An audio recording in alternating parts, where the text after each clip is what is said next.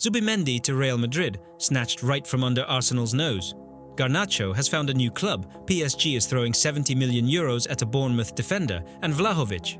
Yep, he's packing for Milan. And now, time for my traditional begging session. I need 600 likes. Or YouTube will assume I'm making these videos for my mom and my cat. By the way, the cat already hit the like button. Now let's dive into the rumours that are 99% nonsense.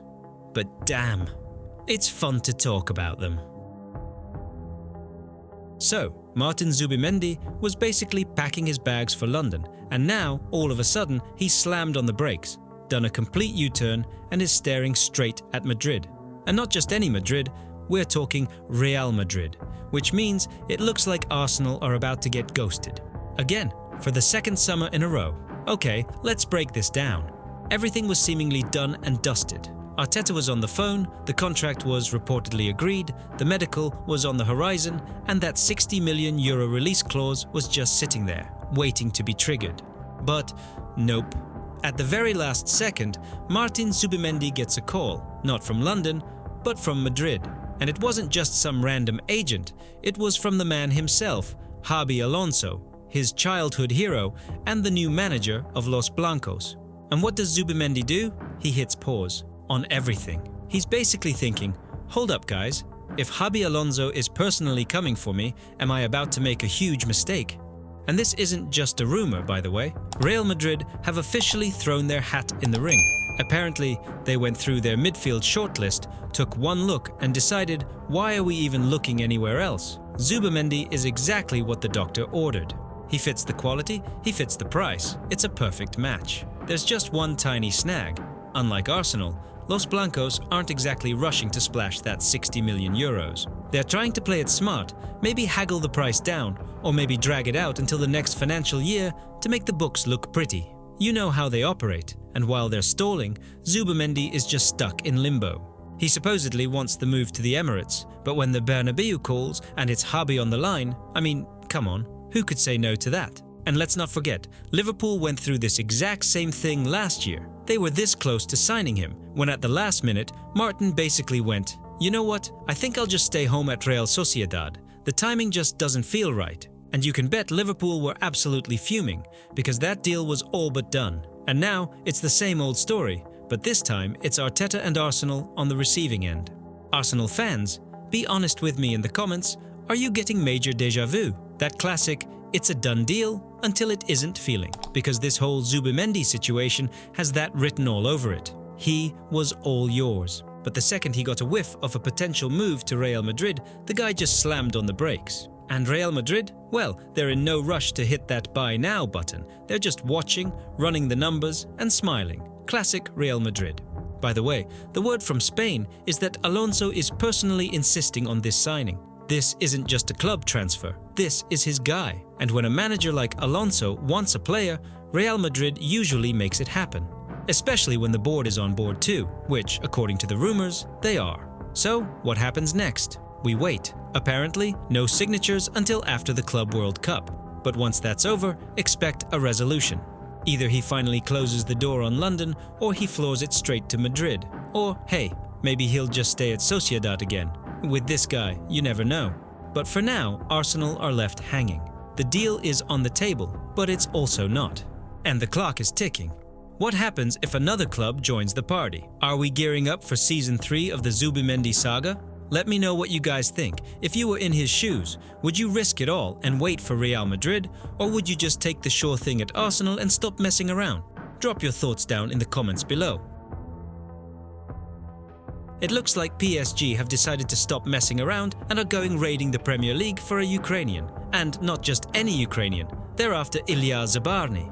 Yeah, that's right, the same kid who doesn't flinch against Haaland, who doesn't back down from Salah.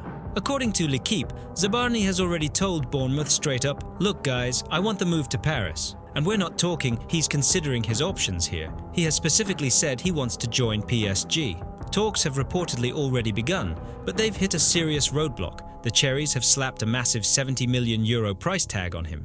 Now, PSG aren't exactly broke, but they're not prepared to cough up that kind of money right now. The word is they might put around 60 million euros on the table, but Bournemouth are digging their heels in. But hey, you know how these things go. Once a player has his bags mentally packed, it's usually just a matter of time before the clubs work something out. So let's get to the real question. Why are PSG so desperate to sign Zabarnyi? It's actually pretty simple. Their defense has been all over the place this season. Marquinhos? His future is up in the air. He could be on his way out, or at the very least, warming the bench. And that's where Ilya comes in. He's only 22, but he's already an absolute wall. He's strong, he's fast, and he reads the game brilliantly. Is this a sign that PSG are finally deciding to build with young talent instead of just signing glossy, big-name superstars? It sure looks like it. And if this deal goes through, it will be one of the biggest transfers for a Ukrainian player in years. I mean, seriously, think about it. When was the last time a Ukrainian centre-back moved to a club of that stature, a true Champions League powerhouse? It seems like PSG aren't just buying a talented player. They're building their defensive core for years to come. And for Zabarnyi, this is the chance of a lifetime. A new country, a new level, Champions League nights, titles, and a stadium where they'll be chanting your name under the lights of the Eiffel Tower. So, we are keeping our finger on the pulse with this one. If PSG can finally get Bournemouth to crack, we are going to have a lot to talk about this summer. But what do you guys think? Can Ilya handle that step up? Or is it too soon for him to join a star-studded team like that? Let me know in the comments. Let's get a debate going with the predictions. Dusan Vlahović to AC Milan could actually happen. I'm not talking about a move to London or Bayern Munich. No, we're talking about him moving right down the road to their direct Serie A rivals. Can you even picture it? Juventus' #1 striker, pulling on that iconic red and black shirt. That's basically like Barcelona selling Lewandowski to Real Madrid. Okay, almost. But here's the kicker. Allegri, who just landed the Milan job, is going all in. He wants to get the old band back together. And guess who's at the top of his list? His old pal, Vlahović. They've got some unfinished business from their time at Juve, and it seems Max Allegri isn't the type to leave a job half done. Seriously, Milan are going absolutely wild this summer. Their new director, Iglitare, is working like a man possessed, and it's all for one reason: to build a squad that doesn't just sneak into the Champions League, but actually fights for the Scudetto. And for that, you need an absolute beast up front. You need a guy who can bang in 15, 20 goals a season, minimum. And who's one of the most reliable goal scorers in Italy? Come on, you already know who I'm talking about. But of course, there's a tiny problem: the salary. At Juve, Vlahović is on nearly 20 million euros a year, and AC Milan's offer 7, with bonuses. Yeah, that's a 13 million euro pay cut. That is every agent's worst nightmare, right there. But on the flip side, they're offering him 5 years of stability, a project built entirely around him, and a coach who already trusts him and has his back. It's a tempting offer, you have to admit. Now, Juventus are obviously fuming. The last thing they want to do is strengthen a direct title competitor. But here's their problem. The guy's contract is up in a year, and he's already refused to sign a new one. So, what's the play here? Sell him now, or wave goodbye for free next summer? And the guys running Juve aren't idiots. They know the score. And if there are no other serious bids on the table, why not sell to Milan? And let's be real. If anyone can set Serie A on fire, it's Vlahović, playing for a fired-up, angry AC Milan with Allegri pulling the strings on the sideline. So the big question is, will Juve actually pull the trigger on this deal? Or will they play hardball, dig their heels in, and end up with absolutely nothing? What do you guys think? Drop a comment below. Can you picture Vlahović in a Milan shirt, or would this be the ultimate betrayal? You know, there are moments when you genuinely start to feel bad for Jack Grealish, and this right here is one of them. I mean, think about it. This is the guy who was the absolute face of Aston Villa, the man top clubs across Europe were fighting over. The guy City dropped a massive £100 million on. And what now? The guy might be heading out, on loan. Yeah, you heard that right. Newcastle are swooping in with an offer to take him for a season, but only on loan. No option to buy, no obligations. It's basically them saying, "Alright mate, let's have a look and see if you're still any good." I mean, come on, this is how you treat a former superstar? This guy carried his team for years, and now it's, go warm the bench, then maybe we'll loan you out. Seriously? How is that even okay? And let's not forget, he was genuinely a key player for Pep. But after last season, it looks like the fairy tale is over. 32 matches, just over 1,500 minutes, and only 8 goal contributions all season. And here's the real kick in the teeth. They didn't even take him to the Club World Cup. Not the Champions League, not the Prem, but a glorified trophy tour. And he still didn't make the cut. It really feels like Guardiola has already mentally checked out on him. At this point, it doesn't matter what he cost, it matters what he's worth now. And on a £300,000 a week salary, that's let's just say, a very expensive bench warmer. No one can really afford to buy him outright. Not even Newcastle, with all their cash, are willing to splash out that kind of money for him. It's a loan or nothing. And even then, only if City agree to cover like 50 to 60% of his wages. Otherwise, he's stuck on the bench, sipping from his shaker and posting locker room selfies. But here's the real question. Do Newcastle actually need him? Or is this just a panic move from Eddie Howe? You know, if someone poaches Gordon, we need a body to plug the gap kind of thinking. So he casts a glance at Grealish. I get it, the guy's a big name. He's got charisma, he's English, great for the media, has a ton of experience. The only problem is his form. And, well, we've all seen it. So I'm putting the question to you guys. Would you take the risk? Would you bring Jack in on loan, pay half his wages, and give him one last chance to reboot his career? Or is it over? Is Grealish ever getting back to that top-tier level? That's life in Pep's world for you, I guess. So it looks like there's some weird stuff brewing at Anfield around Luis Díaz, and honestly, I'm getting a bit lost. On one hand, you've got Liverpool playing it all cool, sitting there with a total poker face saying, Díaz is not for sale, he's our player, we need him. But then, you know, they lean in and whisper, but if the guy himself comes to us and says he wants out, well, we'll consider the offers. Like, what kind of stance is that? It doesn't exactly scream confidence, does it? And of course, who's that lurking on the horizon? Barcelona. They're always lurking when someone has a great player and they've got nothing but lint in their pockets. They apparently tried to make some kind of move, knocked on Liverpool's door and just got completely shut down. It sounds like Arne Slot basically told them, "Are you guys serious? I'm still trying to figure out my own squad here, and you want to walk off with one of my most electric players?" And you know what? Slot's got a point. Díaz is a pure energizer bunny. Yeah, he's not always consistent, he'll fluff a chance here and there. But the man works. He drives the ball forward, he causes absolute chaos on that wing. Rumour has it, Slot sees him as a key piece in his new attacking system. Especially when you've got Darwin Núñez, who 1 minute looks like a football god, and the next, he does something so baffling, you just have to grab your head. Next to that, Díaz is a model of versatility. You know who else is a bit like Núñez in that regard? Those of you who watch every single video but forget to do the most important thing, subscribe. You're almost there, but at the last second, you sky it over the bar. Come on, let's show some Díaz level consistency. Hit that subscribe button. It's way easier than Darwin hitting an open goal. Anyway, a manager desperately needs a player like that, but what about Luis himself? That's the million-dollar question. All these rumors are swirling around him and he's just silent.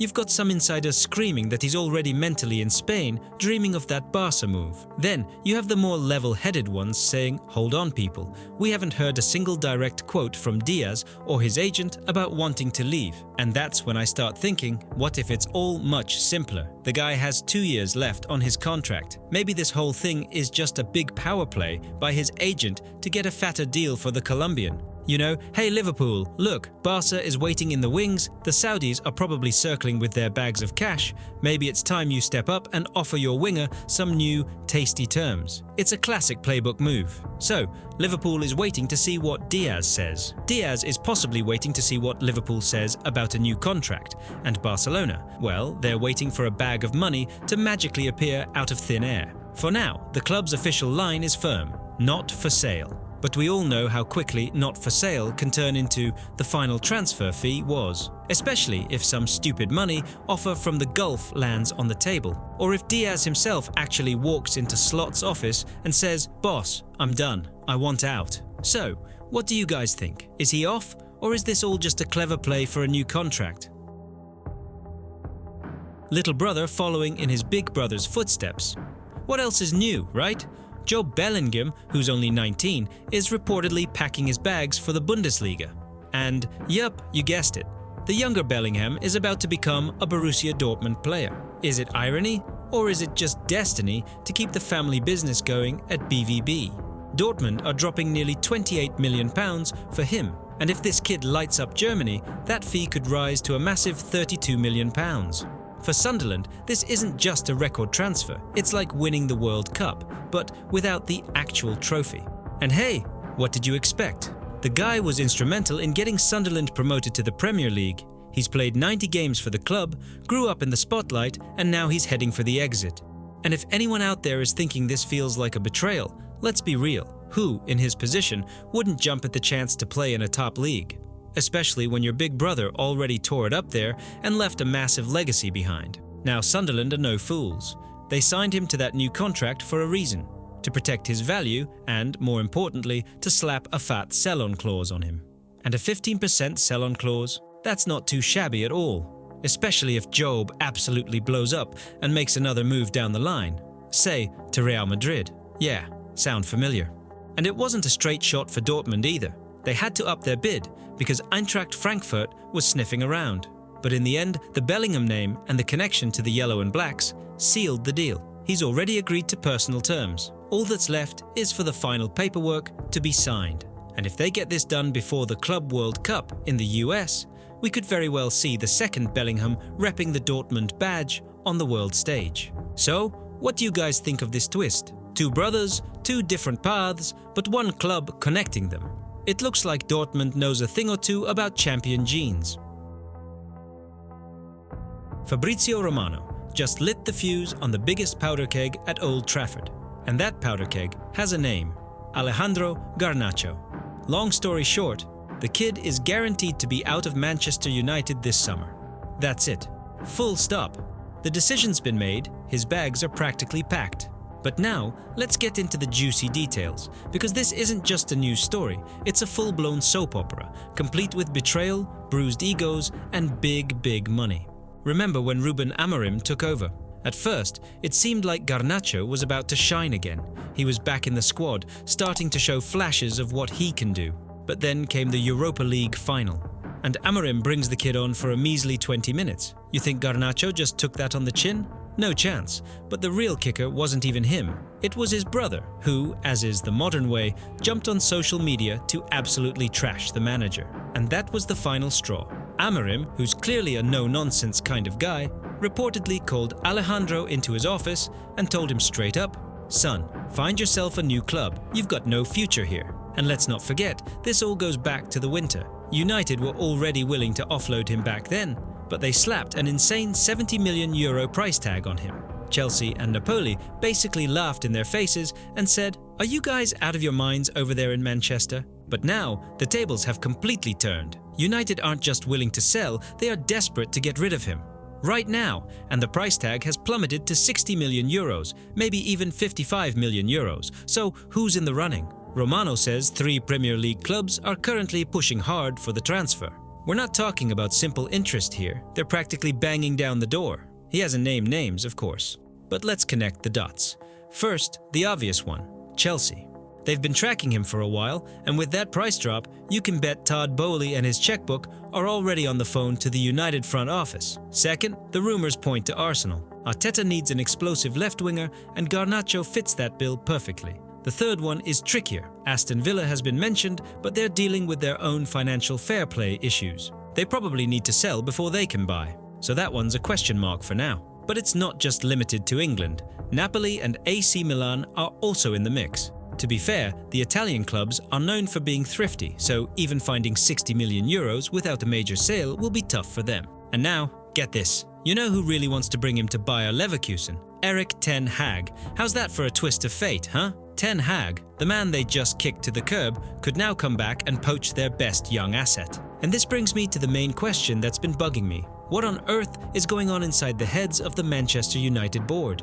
They're not just putting Garnacho up for sale. On that same chopping block are Rashford, Sancho and Antony. Do you get this? The club is gutting its entire attacking line. They claim they're no longer prioritizing raw talent that carries the team on the pitch, but rather the right attitude and adaptability.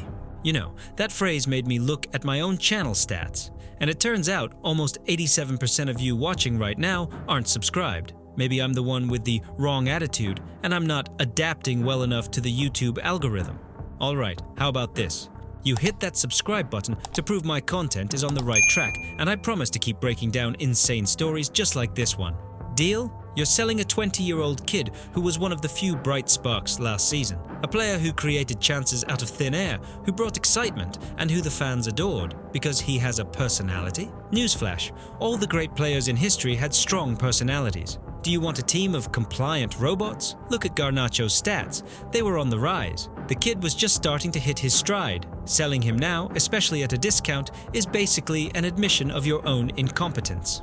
It's screaming to the entire world, we don't know how to manage top talent. Please, someone take him off our hands. He's too difficult for us. And I guarantee you, in a year or two, when Garnacho is tearing it up for a Chelsea or an Arsenal, everyone at Old Trafford will be kicking themselves and remembering this day as yet another catastrophic error in a long, long list of them. It'll be one more painful scar on the club's reputation. So, let me know in the comments. Where do you think Garnacho will end up? And the million-dollar question, are Manchester United geniuses or complete idiots for doing this? For me, the answer is pretty obvious.